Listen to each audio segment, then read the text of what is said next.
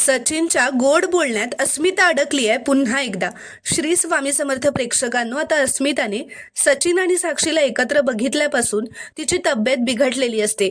अश्विन तिला औषध देऊन आराम करायला सांगत असतो, पण ती कोणाचंही काहीच ऐकत नाही.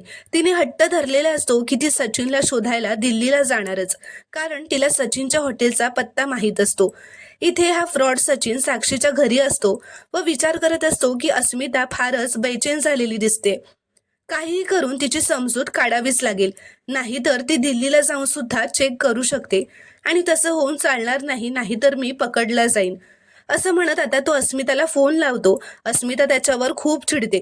सचिन तिच्याशी हळू आवाजात बोलत असतो म्हणून अस्मिताला संशय येतो. अस्मिता त्याला खूप प्रश्न विचारू लागते. तर सचिन म्हणतो, अगं मी कॉन्फरन्समध्ये होतो आणि मीटिंग चालू आहे म्हणून बाजूला येऊन तुझ्याशी बोलतोय. तर ती त्याला विचारते, तू कुठे आहेस आता?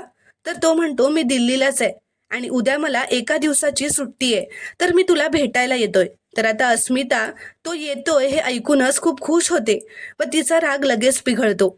अशा प्रकारे सचिनने आता चांगलंच गोड बोलून तिला पुन्हा एकदा घोळात घेतलेलं असतं व मूर्ख ठरवलेलं असतं. प्रेक्षकांनो, आता पुढील भागात काय होईल हे आपल्याला उद्याच पाहायला मिळेल. तुम्हाला जर का हा शॉर्ट रिव्ह्यू आवडला असेल तर व्हिडिओ लाईक करा व चॅनलला प्लीज सबस्क्राईब करा.